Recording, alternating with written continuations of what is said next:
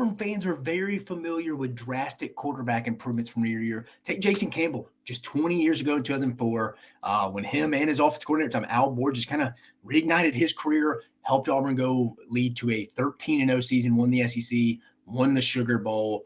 Just a drastic improvement, which leads me to the next one. How much improvement can we expect to see from Payton Thorne heading into 2024? I'm your host, Dave Shumate from Mock 10 Sports, here on the SEC Unfiltered platform. Again, all SEC things, 24/7, 365. Go like, subscribe, hit the notification bell for all things SEC. But specifically to Payton Thorne, quarterback play was not great at times for Payton Thorne last year. He had 4 games where he threw for under 100 yards passing. That should not be happening at this level, especially at a school like Auburn.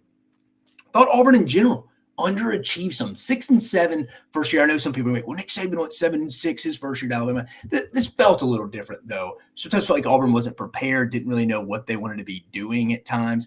With that schedule they had last year, Auburn and Hugh Freeze should not have had a losing record. Let's just put it that way. I think even your objective Auburn fans would admit it. Last year with that schedule, let me say it again for the people in the back, Auburn and Hugh Freeze should not have had a losing record. Realistically, probably should have went 7-5, 8-4. And I know some people are like, well, we were a 4th and 31 away, a couple of plays against Georgia here and there from winning that game. Sure. But again, you are what your record says you are from that standpoint. But why should we expect improvement from Payton Thorne in his second year on the Plains? First, the support cast could not be any worse than last year. I mean, I think Payton Thorne I was looking at it yesterday, second highest drop rate in the SEC last year, just had so many drops, not a lot of big-time playmakers on the edge. Well, that's changing. They're bringing in true freshman Cam Coleman, who's already there in the spring. It's already been flashing. Perry Thompson's also going to be on the way, adding Georgia State transfer Robert Lewis. And then also a guy I like, this will be a second-year sophomore, Camden Brown should be taking that next step. Big body guy, like him in the red zone, vertical threat. Then Caleb Burton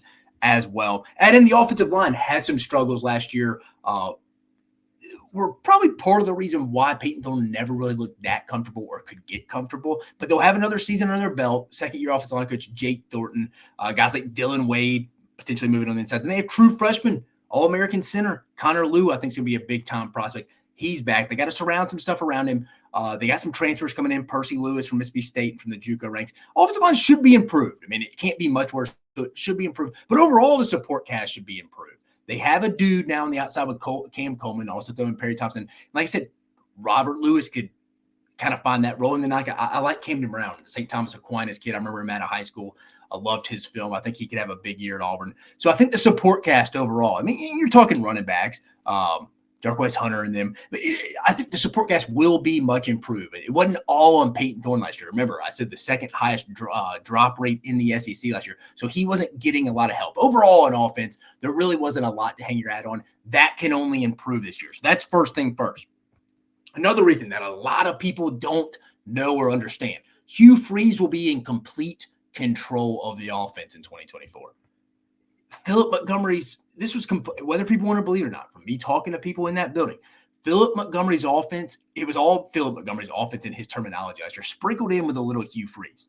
Now, some may say, hey, it wasn't Hugh Freeze, don't blame him. I mean, you heard him a little bit after some games. Felt like Hugh Freeze wasn't really willing to take some of that responsibility. When they played well offensively, he kind of said he was involved in the game plan that week. Vice versa, when they struggled offensively, he kind of was a little bit more in recruiting. I mean, remember after the Music City Bowl against Maryland, said, hey, I was more focused on recruiting than I was game planning for the bowl game. Now, some of that's Hugh Freeze's fault. You're the head coach. Everything falls back on you. But I think he's got full autonomy now. Again, he gave himself full autonomy. He wants to call the plays, and I think that's great. When Hugh Freeze is calling plays, even going back to his Arkansas State days, obviously Ole Miss and Liberty as well, that's when he is at his best. That is when Hugh Freeze is at his best because he's a really good play caller.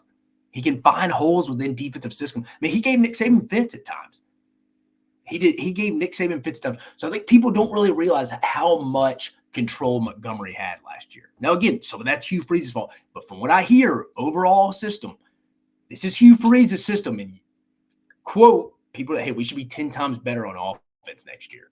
So I think Auburn's going to have an improvement. Again, it can't be any worse. So it can only go up. But Hugh Freeze is in full control. He's heading the wheel on offense this year. That's crazy to sound because people probably won't even believe me, but that's true. This is Hugh Freeze's offense this year from what I've been told by multiple people. Last year in his first year, I think he probably gave a little bit too much autonomy to Philip Montgomery. That's changed. Hugh Freeze usually has success. Then Throw in another reason. Thorne wasn't there last year in spring in 2023. And again, it wasn't the same system he's going to be in this year, fully Hugh Freeze, but he wasn't there in the spring in 2023. Now he has a full year under his belt. And I've always heard from people there, Freeze is a great leader. They're kind of similar. I've heard Jake Fromm comparisons where he's first one in the building, last one to leave. Teammates like him. Thorne will be more vocal this year. He'll be more comfortable as he is with the players. I mean, again, you're not going to come there. Most guys don't come in there with like that Kobe Bryant Mamba mentality and just getting on guys' tails immediately. So Thorne settled in, he's had a year there, probably feel more comfortable being the more vocal leader this year. Also, Hugh Freeze is going to be comfortable with him. But I thought this was an interesting stat. And again, this wasn't Freeze's offense last year, so it's an interesting stat, but I wanted to bring it up. From Hugh Freeze's first years at Ole Miss, Liberty, and Auburn, so let me say that again. In his first years as the head coach at Ole Miss, Liberty, and Auburn, this is how many times he threw the football. At Ole Miss, 368, Liberty, 452, Auburn, only 238. So it'd be interesting to kind of be a fly on the wall, listening to those Philip Montgomery, Hugh Freeze conversations last year. Hey, while we're not stretching the field, do we not trust Payton? Do we not trust the offensive line of protection? Are receivers not running the right routes? It's just a whole combination. Pass pro from the running backs. So that's interesting there. But I will say this, when they got Payton Thorne comfortable in the run game, that's when he was at his best. To my point here, Auburn, and I think Payton Thorne would benefit getting the RPO going, the run pass option game going, and making the defense add more numbers in the box, which would then open up more explosive plays downfield. Auburn has to be more explosive this year. In today's college football, you're not just going to go drive up and down on the field on team. I mean, the last team I can really remember that would do that to people, outside of maybe Kansas State, but in the SEC, was probably the 2020 Texas A&M team with Kellen Mond, the COVID year. They would have like average 10, 11 play drives. They were first in the country in third down conversion, but they'd always be in 3rd and 3, 3rd and 4, 3rd and 2, short and manageable situations. You can't really do that anymore. You have to be explosive. The game is won by the defenses in the red zone, turnovers, and offensively, you got to score from far. Again, Alabama struggled to go drive on people last year, but they would convert big third down and long situations and explosive plays. So Auburn's going to have to be more explosive this year. And Thorne, again, he's getting more comfortable in the spring. He's not going to be he's not a turnover-prone guy. But I bet Hugh Freeze would trade some interceptions for some more explosive plays and scores from far, for being honest. I bet if you really asked him, he would. Also, Freeze was so back and forth on the quarterback position until about the midway, him and Philip Montgomery, that, again, Payton Thorne is very comfortable knowing this is his job, knowing this is going to be his job. I know Holden Geriner, and you got the Hank Brown kid who played some in the Music City Bowl. But again, I think this is Payton Thorne's job. So he's going to be more comfortable heading into this being a year on campus on Auburn. I think that'll be massive. Then year 2 has been very kind to transfer quarterbacks in their system. Big jumps for Bo Nix at Oregon in year 2. Talking about last year, Heisman finalist. Michael Penix played in the national championship, Heisman finalist. Jaden Daniels, second year in the program at LSU, won the Heisman. So things start to trend well. Second year in the system, people get comfortable around the building, campus, around your teammates. Just more settled in as a person. You're comfortable. You're not comfortable in a bad way. You don't want to be too comfortable, but you know the system. You know the ins and outs. You know the bullets are going to be flying at you on a day-to-day basis.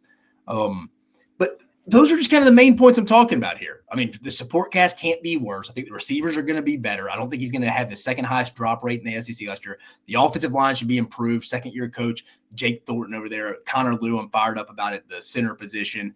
Running backs, we know about Jarquez Hunter, so they'll be fine. I think Hugh Freeze, it's going to be fully Hugh Freeze calling it. This is Hugh Freeze's offense this year, from what I've been told. Expect a turnaround. People in that building at Auburn are expecting them to be pretty good on offense this year because Hugh Freeze is taking over. It's no longer Philip Montgomery's offense. And then second year in the program for Payton Thorne, been there a year. And then, like I mentioned, second year quarterbacks are having more success from the portal. Those guys that transfer, like Bo Nix, transferring to Oregon from Auburn his first year, had some struggles. Michael Penix transferring from Indiana first year, not struggles, but got a lot better his second year at Washington, Heisman finals. Jaden Daniels, you could tell, wanted to run a lot his first year, got real settled in the pocket last year, was bombs over Baghdad, him and Malik Neighbors. He got comfortable his second year, ended up winning the Heisman with Greg Denbrock. Or Mike Denbrock, I should say, sorry. So that's That's a good trend as well if you're an Auburn fan. Now, finally, I've been outspoken about this. I think there is a ceiling for Payton Thorne. While I think there'll be improvement, mainly because I think it's going to be Hugh Freeze's system here. They're just not going to try to get people, not set, not aligned, and just trying to trick them and dick them down the field a little bit, for lack of a better term. I think it's what Phil Montgomery's system was a little bit like. They were just trying to hope, hey, go hurry, let's get people misaligned, and that's how we're going to beat them. Hugh Freeze actually has a good system. He's at his best when he's calling plays again. But I do think Payton Thorne, there's an automatic ceiling on your season with him. 8, maybe 9 wins. Again, not Thorne's fault, but he is what he is at this point. He's a fifth-year guy. I think the physical developmental process is a little over for him, but mentally, from a preparation, which he's already fine at, getting comfortable, Hugh Freeze playing to his player strengths, I think it's going to be there. But again, his physical development going in for a fifth-year guy is what it is at this point. But again, him getting comfortable with Freeze's system, the support cast improving, him knowing it's his job going through the spring and summer, you should expect to see improvements from Payton Thorne and the Auburn offense. But I appreciate you guys joining us on this segment here at the SEC Unfiltered platform. Like I mentioned at the beginning, go like, subscribe, hit us for some reviews, hit the notification bell. You don't want to miss any of this content. We got March Madness stuff going on. We still got Alabama, Tennessee still alive. College baseball heading into the third weekend of conference play. Spring football well underway. We have content coming at you, flying at you all the time, guys. Again, I appreciate you joining us on this segment of SEC Unfiltered. I am your host from Mock 10 Sports, Dave Shumate. You have a fantastic day.